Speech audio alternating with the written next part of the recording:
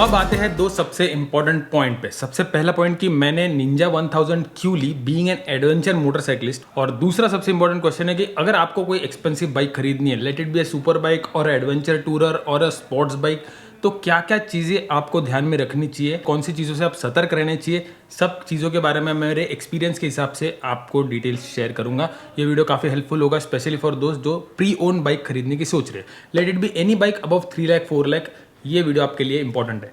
तो आजकल के भागदौड़ के ज़माने में वक्त किसके पास है? हर जन अपने लाइफ के हसल में पड़ा हुआ है, हर जन मेहनत कर रहा है, पैसा कमा रहा है, स्ट्रेस ले रहा है।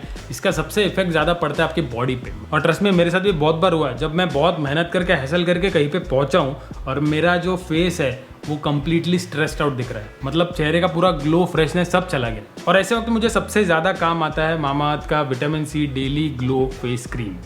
सो इसमें की इंग्रेडिएंट है vitamin C and turmeric. Vitamin C which illuminates your skin, आपकी जो पिगमेंटेशन है उसको कम करता है और जो कोलेजन प्रोडक्शन है उसको बढ़ाता है। Whereas turmeric revives your skins long lost glow और आपको इस सन डैमेज से भी प्रोटेक्ट करता है। So this has got a light weight moisturising formula. होता क्या है कि ये जो क्रीम है ये आपकी स्किन में जल्दी एब्जॉर्ब हो जाती है, आपके स्किन के मॉइस्चर को जो लॉक कर देती है एंड दस giving you vibrant fresh glow.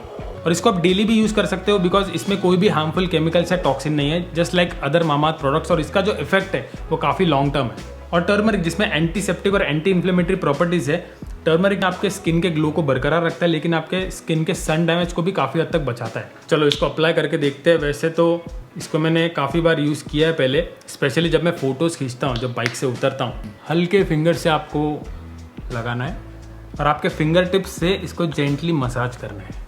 और सिंस कि ये प्रोडक्ट काफ़ी अफोर्डेबल है और काफ़ी हेल्पफुल है, इसको आप डेली भी यूज़ कर सकते हो। वैसे आपके साथ ऐसा कभी हुआ है कि आप कहीं गए हो और आपको ऐसा लग रहा है कि I should look more better, glow आना चाहिए, फ्रेश लगना चाहिए, एंड आपने सोचा कि #challenge accepted, I will get glow on my face. And of course, the best part of using Mamaearth product is because of their plant goodness initiative. So every time you buy any product of Mamaearth, they will link your order on their website to a tree that they plant. And Mamaearth is a plastic positive brand, so they recycle more plastic than they use. अगर आपको ये product में interest है तो वैसे तो काफ़ी सारे ई-कॉमर्स वेबसाइट पे आपको मिल जाएंगे, जैसे कि Amazon, पर्पल, नाइका, फ्लिपकार्ट। लेकिन दोस्तों अगर आपको डिस्काउंट में इंटरेस्ट है तो using my coupon code you will get instant discount on any Mamaearth product. इस पे भी मिल जाएगा, नीचे डिस्क्रिप्शन में लिंक है, कूपन कोड भी है, जरूर चेक करना। एंड आई हाईली सजेस्ट आप मामाअर्थ का ऐप आपके मोबाइल में हमेशा रखो। उस पर कैसे काफ़ी सारी डील्स आती रहती है और अभी फेस्टिव सीजन भी आने वाला, तो आपको काफ़ी हेल्प होगी। So it's time to say #challenge accepted with Mamaearth vitamin C daily glow face cream. नीचे डिस्क्रिप्शन में लिंक है, जरूर चेक करना।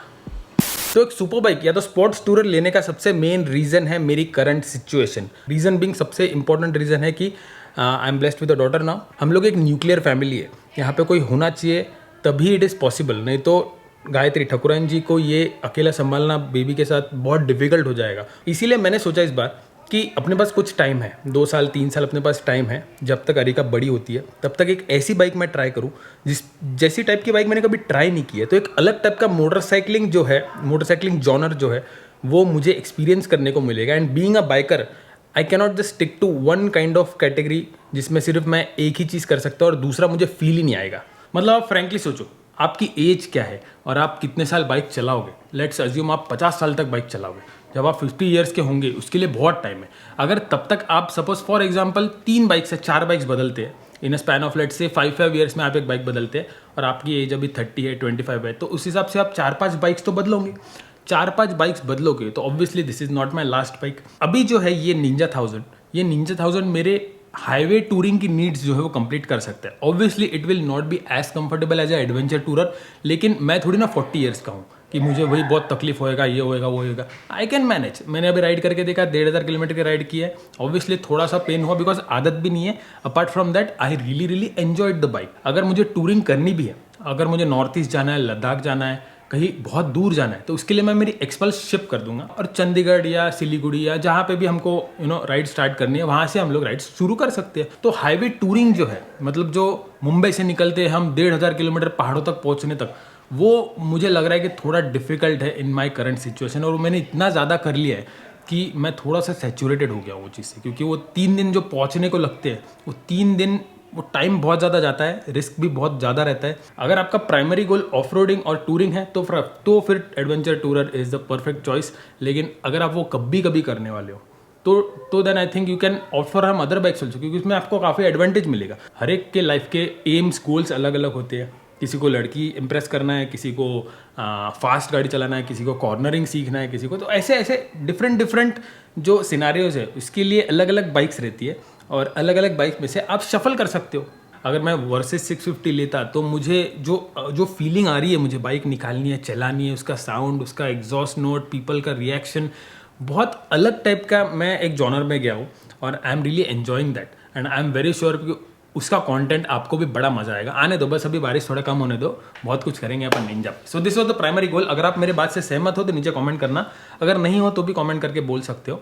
Adventure bike is a very good option, लेकिन only if you are gonna do lot of things in from that bike, you are expecting a lot from your bike. नहीं तो फिर आपको लेनी है तो कुछ सालों बाद भी ले सकते हो ना, कहाँ भागी जा रही है बाइक। एक यूट्यूबर कैसा होता है कि हम लोग को ना कुछ चीज़ें एक समय पे चेंज करनी पड़ती है क्योंकि वो थोड़ा सैचुरेट हो जाती है, तो चीज़ों पे बहुत ज़्यादा डिपेंड करता है। इसीलिए आप देख रहे होंगे कि यूट्यूब पे काफ़ी सारे लोग बाइक्स लेते रहते हैं, फ़ोन लेते रहते हैं, लैपटॉप लेते रहते हैं, तो अपने चैनल के स्केल के हिसाब से वो लोग खर्चा करते हैं। Now let's move to the most important point in this video, वो है कि what should you consider, what should you think while buying a pre owned bike. मैंने काफ़ी सारे पॉइंट्स बनाए, तो उसमें सबसे इंपॉर्टेंट पॉइंट है कि बाइक ढूंढे कहाँ। तो OLX पे आप ढूंढ सकते हैं, आप अपने ग्रुप से पूछ सकते हैं, कोई फ्रेंड रहेगा वो सपोज जैसा KTM का ग्रुप है तो वो KTM के ग्रुप में रहेगा तो उसको बोल सकते हैं कि भाई ग्रुप में मैसेज डाल कि is there any KTM 390 adventure available.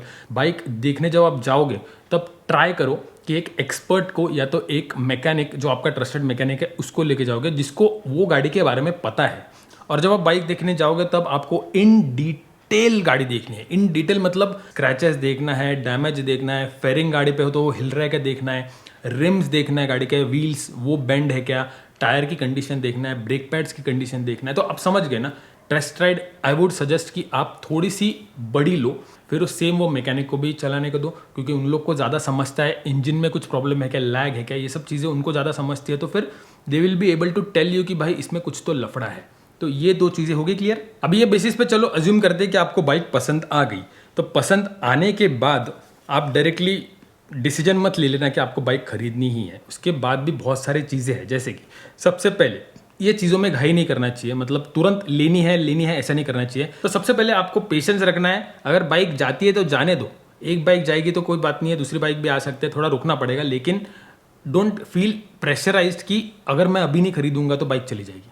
ऐसा प्रेशराइज मत रहो। एक चीज़ ओपन रखो कि जब भी आप सेकंड हैंड बाइक ले लो तो आपको पेशेंस रखना पड़ेगा, आपको पैसा रेडी रखना पड़ेगा। तो आपको बाइक पसंद आ गई, आपने डिसीजन ले लिया कि ये बाइक मैं खरीद सकता हूँ। उसके बाद सबसे इंपॉर्टेंट है कि वो बाइक होनी चाहिए आपके सेम स्टेट पासिंग की, RTO पासिंग की, क्योंकि it is easy to get transferred on your name. अगर दूसरे स्टेट की है तो फिर NOC और ये वो चीज़ें आपको खर्चा भी ज़्यादा पड़ेगा और फिर थोड़ा सा डिले भी होगा। उसके बाद आपको चेक करनी है बाइक की हिस्ट्री, बाइक का रिकॉर्ड। अभी ये आप कैसे चेक करोगे, चलो लेट्स अज्यूम कि आप ले रहे हो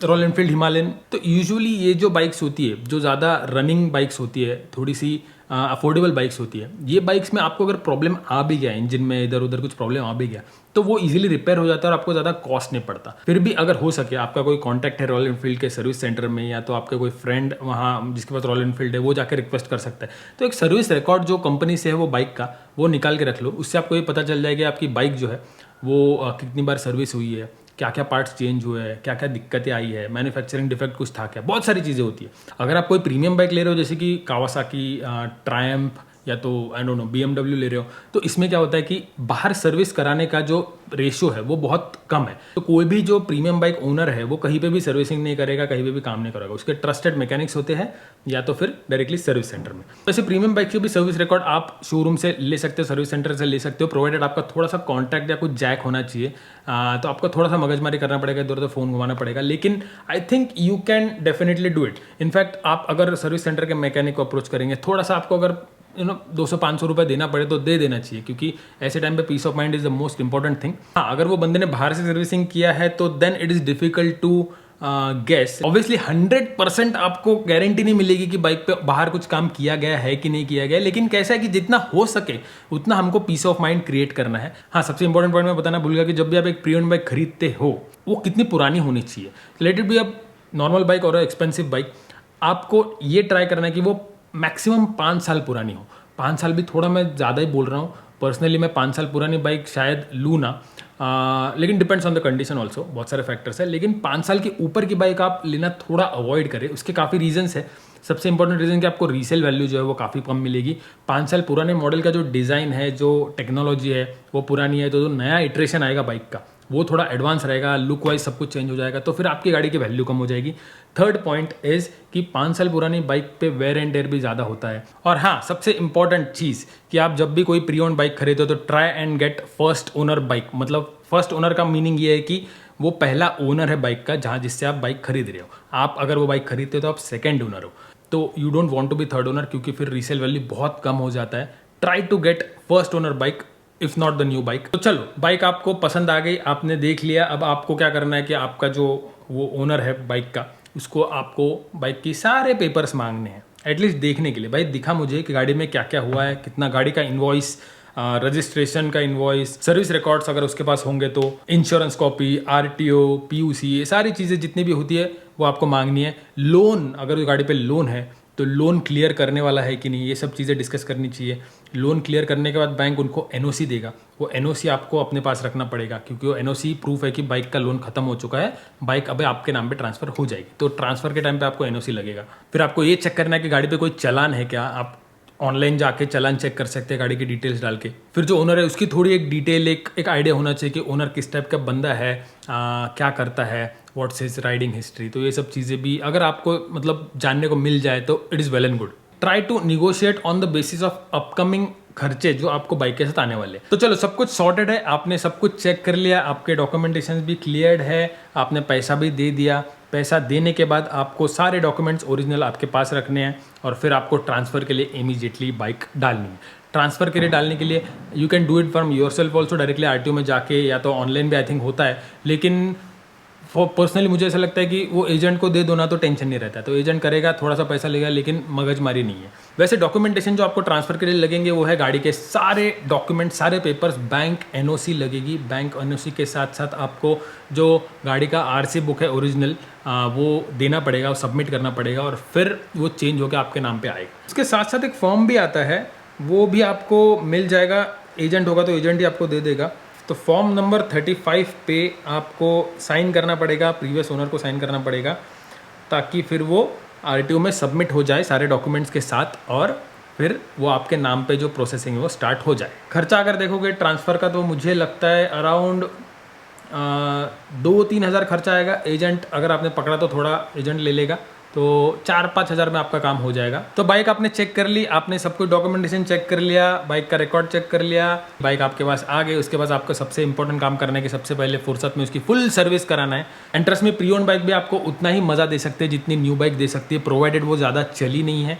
तो आपने ये देखना चाहिए कि गाड़ी थोड़ी कम चली हुई हो तो बेटर है। And try to avoid buying bikes from dealers. Dealer से खरीदने का प्रॉब्लम नहीं है, प्रॉब्लम ये है कि आपको गारंटी नहीं है कि वो बाइक क्या हुआ होगा। ऐसे मेरे पास कुछ एग्जांपल्स है जो मैं आपको बताऊंगा तो आप एकदम शॉक में आ जाएंगे। कि एक बंदा था, उसको एक प्रीमियम बाइक एडवेंचर टूरर बेचनी थी, उसके पास इतना टाइम नहीं था कि वो बंदे ढूंढे और फिर निगोशिएट करे, तो उसने एक डीलर को दे दिया, उसको बेच दिया, डीलर फिर दूसरे को बेचेगा, करेक्ट। तो डीलर को जो गाड़ी उसने बेचा, गाड़ी पे ऑलमोस्ट 1 लाख रुपए का सामान लगा हुआ था, और जब डीलर ने दूसरे बंदे को बेचा, जो भी इवेंचुअली एक म्यूचुअल फ्रेंड ही है, उसने जब वो बाइक खरीदा तो गाड़ी का आधा सामान गायब था। मतलब गाड़ी पे सामान था ही नहीं।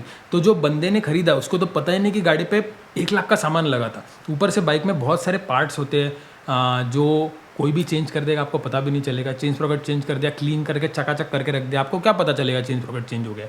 तो बहुत सारे ऐसे झोल होते हैं। If the dealer is trusted, आप पहचानते हो वो बंदे को, डीलर को, काफ़ी फेमस है, ट्रस्टेड है, तो देन इट्स ओके। लेकिन रैंडमली अगर आप डीलर के पास जाओगे, थोड़ा सा ट्राई टू अवॉइड इट। लेकिन OLX से बाइक खरीदने का भी यही एक प्रॉब्लम है कि आपको कोई गारंटी नहीं है कि वो बाइक पे क्या काम हुआ और क्या क्या चेंजेस हुए।